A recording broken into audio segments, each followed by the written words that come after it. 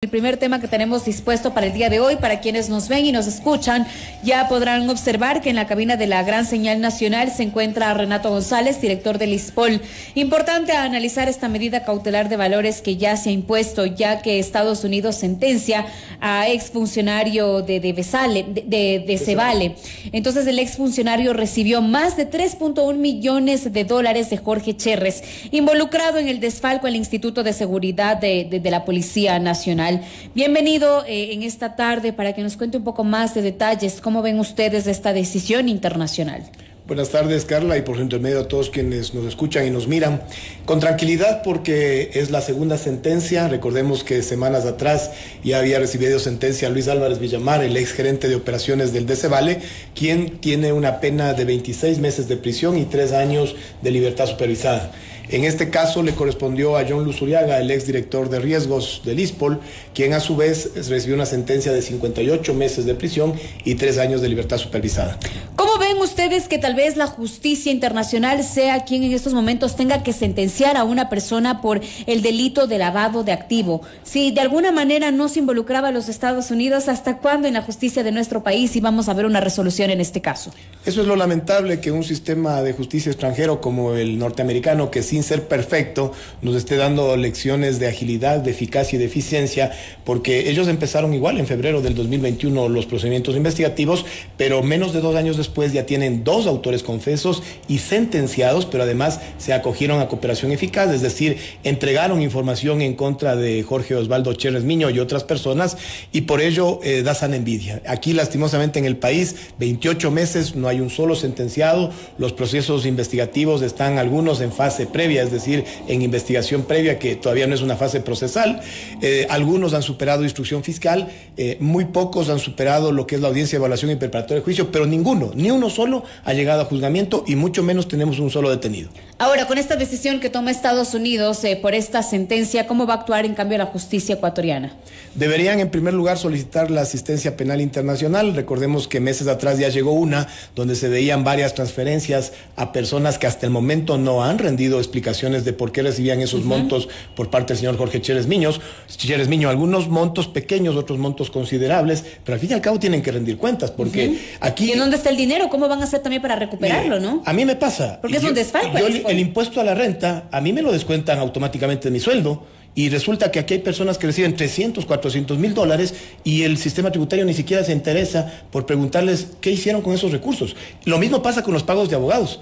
Aquí hemos visto desfile de bufetes de abogados de nuestras contrapartes, y yo no sé si el SRI va a ponerle atención para que justifiquen con facturas cuánto están cobrando.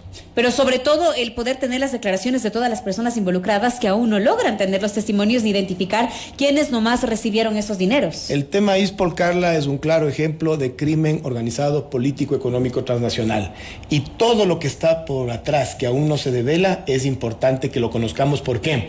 Porque ahí se va a entender esa protección que tuvo Jorge Cherres Miño para poder montar toda esta estela de impunidad, porque aquí no es que era únicamente 4 o 5 fascinerosos al interior del ISPOL que dispusieron de casi 950 millones de dólares de la Seguridad Social Policial. Hubo la colusión de la Superintendencia de Compañías, Valores y Seguros, del Banco Central de la época, de la misma Superintendencia de Bancos que no supervisó absolutamente nada, ¿no? De todo el Ministerio de Economía y Finanzas que estaba entregado a esta pleitesía de recursos, de la Bolsa de Valores de Guayaquil y del propio Cevale, que eran organismos que en su momento debían cumplir la debida diligencia. Ahora, pues la sentencia dice que Luis Álvarez Villamar deberá cumplir lo siguiente: 26 meses de prisión y 3 años de libertad supervisada. Además, pagar una fianza de $7,500 y una tasa de $100.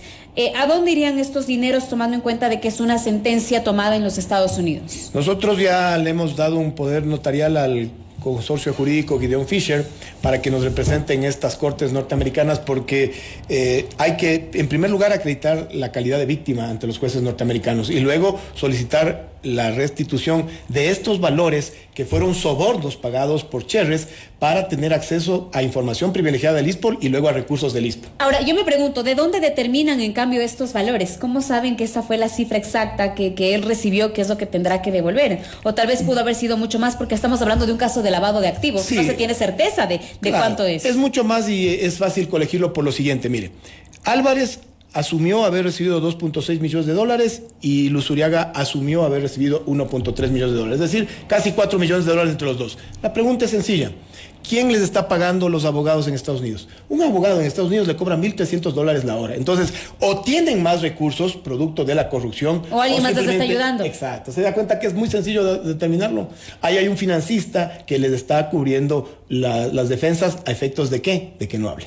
Ahora, también tomemos en cuenta que él podrá apelar a esta decisión. La sentencia tiene un plazo de 14 días. Entonces, allí también se podrá evidenciar a través de la apelación, porque obviamente va a tener que tener muchísimos estatutos jurídicos para poder apelar a esta decisión internacional. Va a ser complicado porque ellos se acogieron a la justicia norteamericana. De hecho, yo considero que la sacaron barata porque es una sentencia pequeña, basado fundamentalmente en la cooperación que ellos han brindado. Le comprometen mucho a Jorge Cherres, que ya está declarado prófugo de la justicia norteamericana por haber infringido la FCPA, que es la ley contra prácticas corruptas en el extranjero, y le complica, yo estoy seguro, a muchos de otros personajes, pero necesitamos acceder a esa información para tener mayor conocimiento de causa. Sobre todo llegar a la profundidad de los valores perdidos, porque por ejemplo tengo aquí datos en donde dicen que las investigaciones estadounidenses hallaron que Álvarez recibió más de 3.1 millones que salieron de cuentas pertenecientes a Jorge Cherres.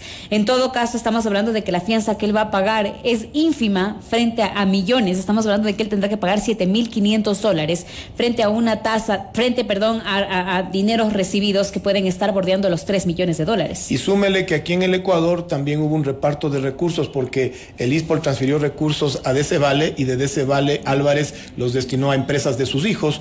Y yo hago un llamado a los hijos de este delincuente: acérquense al ISPOL y vengan a devolvernos los recursos. Una de las empresas, me parece que es Constanza el nombre de estas empresas, recibieron claramente con las transferencias que una auditoría forense de Ernst & Young practicada en el DC Vale se establece cuántos recursos se dirigieron. Así que será cuestión de tiempo que logremos determinar todos estos flujos de estas rutas de dinero y empecemos a recuperarlos. Pero de alguna manera le puede ayudar a Álvarez el haberse declarado él culpable y admitir también que él había recibido estos sobornos de parte de Cherres. Ya le ayudó porque tiene una sentencia de... Le reduce la sentencia, exacto, claro. Tiene una sentencia de 2 años y 5 en total, pero él estaba expuesto a penas mucho mayores.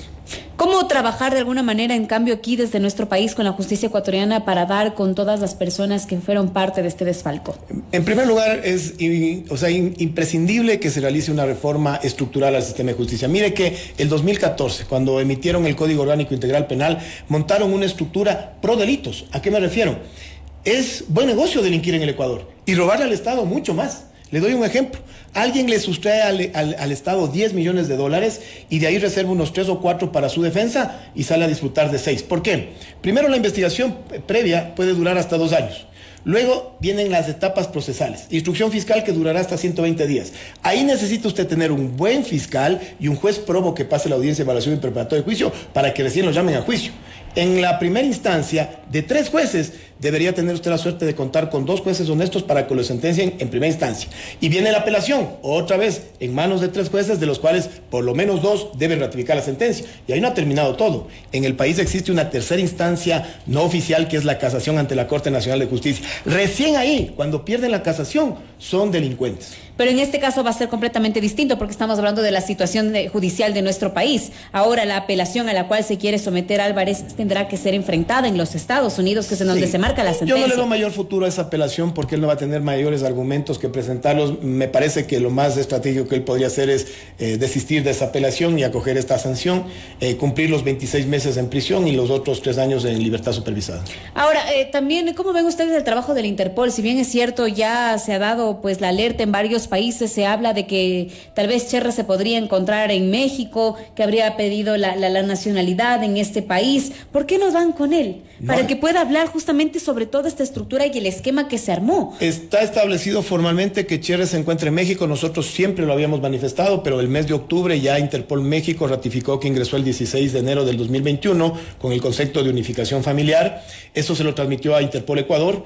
Interpol Ecuador a su vez lo comunicó a la señora jueza Yanela Noris, y en los próximos días ella va a remitir el documento al presidente de la Corte Nacional de Justicia para que se inicie el proceso de detención con fines de extradición. Pero recordemos que este es un proceso que termine inclusive con una decisión política, porque el pedido se lo hará a las autoridades mexicanas y finalmente serán ellas las que asistan o no con el proceso de extradición. Es que nuevamente caemos en lo mismo. Esperamos de las decisiones internacionales frente a cargos que deberían ser pagados en nuestro país. Así es, por eso le digo que la estela de impunidad que se montó en el COIF debe ser desbaratada con una intervención directa al sistema de justicia ecuatoriano, hacer más ágil los procesos de investigación, los procesos de sentencia, porque resulta que usted después se encuentra con estos jueces bondadosos que le dicen que mientras no esté la sentencia ejecutoriada, la prisión preventiva caduca. ¿Sabe cuántos casos de sentencia ejecutoriada tenemos en menos de un año? Como ni uno, pues. O sea, déjenles libres a todos los 31.000 PPLs que tiene el país. Es una barbaridad, es un caos jurídico al que le someten al Ecuador por este tipo de decisiones. Y también depende de ciertos casos, porque en otros también se actúa con muchísima celeridad. Por eso es que hay que estar pendiente y yo les agradezco el espacio que nos dan, porque el factor mediático es fundamental para no perder la efervescencia de los temas. El crimen organizado, ¿qué es lo que busca? Que se vayan olvidando estos temas trascendentales donde han existido poderes económicos y políticos muy fuertes comprometidos para que sea más fácil la impunidad. Ahora, ¿qué se espera de parte del ISPOL, usted como director, para este 2023 frente a este caso y frente a la estabilidad que buscan muchísimos de sus trabajadores a través de tantos mecanismos que esperaban, digamos, que se solucionen, dineros que se han fugado, que no se encuentran para ustedes, para poder tener mayor estabilidad? ¿Qué es lo que también ha buscado la policía? Porque si bien es cierto, la gente habla muchísimo de su trabajo, de la parte de la inseguridad, pero ustedes también, que están desde la trinchera, exigen ciertos derechos, y parte de eso es justamente el ISPOL. La seguridad social es fundamental. Imagínense qué tranquilidad puede tener un policía que trabaja 12, 13 horas si no está ni siquiera garantizada su pensión jubilar. Eso es lo que a veces la gente no valora, ¿no? Por eso es importante recuperar esos recursos y darle esa tranquilidad al servidor policial que está extendido en todo el territorio nacional. Primero cerremos el 2022, yo creo que ha sido un año productivo para el ISPOL porque logramos recuperar 331 millones de dólares de la corrupción, algo que es histórico. Normalmente los índices internacionales le hablan de recuperar del 10 al 15%. Aquí en el Ecuador hemos dado un ejemplo, eso sí con el apoyo del nivel político, porque sin el liderazgo del presidente de la República estos resultados no los podríamos mostrar, pero se ha podido recuperar casi el 37% de lo atracado. También abrimos préstamos a nuestros afiliados luego de 3 años, logramos colocar 340 millones de dólares. ¿Qué viene el 2023? Continuar con la recuperación. De entrada, en Estados Unidos hay 125 millones de dólares confiscados en el Zafra Bank. También tiene conocimiento el señor presidente y nos ha garantizado su apoyo para sentarle al Citibank en un proceso de negociación en el cual tendrán que responder por 195 millones de dólares que cobraron de la mal llamada Operación Suave en años anteriores, e inclusive ¿cuántos millones nos van a indemnizar? Porque el sufrimiento, el padecimiento, la angustia del conglomerado policial de todos estos años, eso tiene un costo. Y el banco Citibank de Nueva York sabía muy bien en lo que se metía. Después de estos montos, tenemos otros temas como 25 millones de dólares que la Fish Corporation, es un agente financiero del sur de la Florida y de Centroamérica, tenía en sus arcas. Le consultaron a Chérez cuando estalló el escándalo, él les dijo, le pertenecen al ISPOL, pero sin embargo, semanas después le devolvieron a él esos recursos. Tienen que entregarnos a nosotros, sabrán de dónde sacan. Y también tenemos en el plano nacional el tema de Ecuagrán, que es un puerto privado avaluado en alrededor de 25 millones de dólares. Hay varios acreedores, entre ellos el ISPOL, que sumamos casi 80 millones de dólares, pero ahí hay un diferendo con el Banco del Austro, porque ellos tienen 14 millones de dólares en algo que no es muy claro, porque tenían un fideicomiso de administración, que yo hasta ahora no entiendo cómo mágicamente lo convirtieron en un fideicomiso de garantía. Esa escritura tiene tales irregularidades como que el señor Gad Gonstein la firmó 2 días después de haber abandonado el país. O sea, omnipresente, ¿no? Por darle un ejemplo, ¿pero a qué me refiero yo?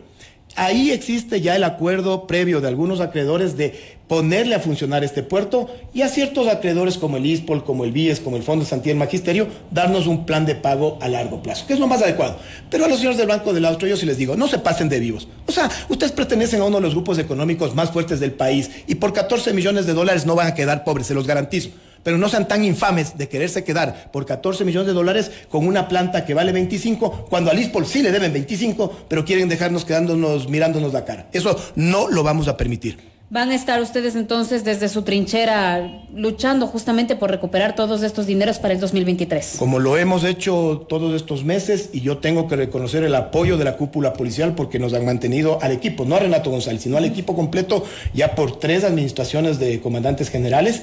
Eso nos ratifica que existe confianza de ellos y sobre todo contamos con el apoyo, como le dije, del nivel político, del señor presidente constitucional de la República a la cabeza. Ahora, quiero también tocar otro tema con usted debido al tiempo que nos queda ya muy poquito. Quiero tocar un tema que es sin duda coyuntural y que muchas personas lo han traído a colación ahora que usted es el director.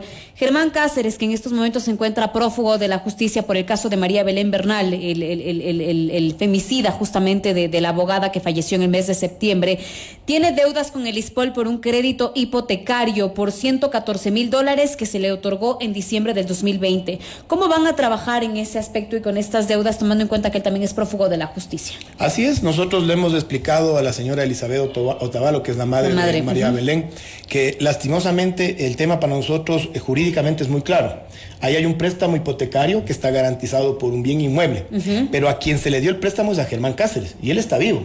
Este préstamo tiene 2 cuotas incumplidas. Cuando salga publicada la baja de él, hay un seguro de indemnización profesional que es un sueldo.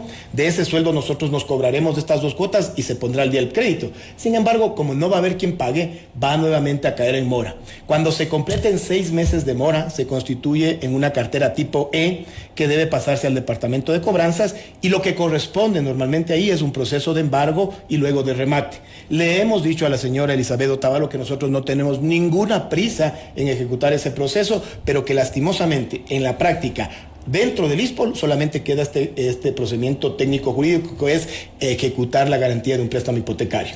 Ahora, yo le pregunto esto porque Elizabeth Otavalo en reiteradas ocasiones en este espacio nos ha dicho que va a perder la casa que le pertenece al hijo de María Belén Bernal. Y si bien es cierto, usted ha dado pues a conocer estas razones. Él se encuentra vivo, el crédito fue otorgado a nombre de él, entonces la deuda la mantiene él. Pero si es que encuentra prófugo de la justicia, ¿cómo recuperar, digamos, de alguna manera este bien por el que, me voy a poner desde el lado humano, ¿no?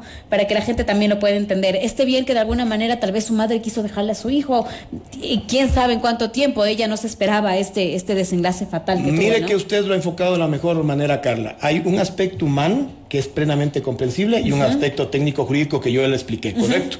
En el aspecto humano, yo he sido testigo que el señor ministro del Interior a la cabeza, el ingeniero Juan Zapata, se ha comprometido en buscar un mecanismo de ayudarle a la familia, pero por el aspecto humano. ¿A qué me refiero? El tema de la casa es tan complejo que el 50% le pertenece a Germán Cáceres y el 50% le pertenecía a María Belén. ¿Cuál es el inconveniente? Que Cáceres, si mañana es detenido, él pierde el derecho a la libertad, pero no el derecho de propiedad. Es decir, el 50% le seguirá permaneciendo en poder de Cáceres. Ahora, el 50% que le pertenecía a María Belén Bernal, su legítimo heredero es Isaac. Pero el niño tiene un padre, y un padre vivo. El padre es un militar en servicio activo que tiene la patria potestad y por lo pronto hasta la tenencia del niño. Es decir, en este caso complejo como usted lo ve, el 50% sigue siendo de Cáceres y el 50% cualquier momento lo puede reclamar el padre de Isaac. Ahora, pero en el caso de que lleguen a perder la casa porque no se van a pagar estas cuotas, el señor Cáceres se encuentra prófugo de la justicia, no va a regresar, no se sabe en qué país está. El último rastro que tuvieron de él me parece que fue en Colombia. ¿Qué va a pasar ahí? Nosotros por eso es que lo que podemos hacer es mantenerle en este estatus de seguridad al bien mientras está hipotecado, esperanzados. ¿Pero por cuánto tiempo también? Eso no puede ser eterno, ¿no? Pero esperanzados de que se le pueda encontrar una salida más de carácter humano. No sé, les hago un llamado a alguna empresa privada que pueda aportar en cancelar este crédito, o algo mejor todavía. ¿Por qué no se le adquiere un bien inmueble a la señora? Porque también esa casa tiene una carga emocional para Isaac. Recordemos que ahí él vivía con su madre, claro. Entonces son temas que no me corresponden a mí tomar la decisión, que se los ha tratado en su momento, pero que hay que considerarlo. Pero como le explico, para el tema del ISPOL es un procedimiento administrativo jurídico muy claro, que nosotros no somos inhumanos y por eso no lo vamos a apresurar para ejecutar esas garantías, pero tarde o temprano nos veremos obligados a ejecutarla. Ojalá en el transcurso del tiempo se encuentre una alternativa como la que le digo yo, que alguien pueda solventar un bien inmueble para que quede garantizada sobre todo la estabilidad económica de Isaac. Pero es que en ese caso sería casi que injusto. Me voy a poner en los pies tal vez de su madre, ¿no es cierto? ¿Qué tal si alguien más paga la deuda que tiene Germán Cáceres? Porque aún él sigue siendo el propietario. Por eso es que no es conveniente cancelar esa deuda. Si es que hubiera una ley que diga, ¿sabes qué? Tú dejas de ser el dueño de la casa, Germán Cáceres, porque eres el femicida de María Belén Bernal. Estoy segura que muchas personas aportarían, pero en este caso, sabiendo que él va a continuar justamente con este derecho de propiedad del cual usted nos habla, sería completamente injusto. Claro, recién en una sentencia, hablemos de una potencial sentencia, si es que él es detenido y que en la sentencia se lo condene a cancelar un valor, ahí se podría perder esos rubros, pero por lo pronto él tiene la propiedad del 50% de ese bien inmueble. Me queda bastante claro, entonces en el momento van a dejarle el caso pasar el tiempo para ver cómo pueden solventarlo, tal vez con la esperanza de que él incluso aparezca para ver qué solución se le puede dar. Esa es otra opción, que él pueda llegar a un acuerdo con la señora Elizabeth Otavalo y entregue ese porcentaje que le pertenece, y ojalá en el otro 50% que le corresponde al padre exista la sensibilidad para que los dos cedan y ese bien quede en resguardo del patrimonio de Isaac. Me queda claro. Quiero agradecerle muchísimo a Renato González, director del ISPOL, por abordar junto a nosotros varios de los temas importantes, y quiero desearle a usted, de parte de la emisora, un feliz año y que el 2023 venga recargado sobre todo de salud y de buenas noticias. Muchas gracias a usted también. Me uno a esos deseos para todos los ecuatorianos, para ustedes que tienen una gran sintonía, y que Dios bendiga al Ecuador. Yo creo que el 2023 merecemos recuperar la estabilidad económica y también la sensibilidad de los movimientos sociales, que ya no estamos para otra paralización más. Sin duda, muy amable, muchísimas gracias. Bienvenido siempre a este espacio.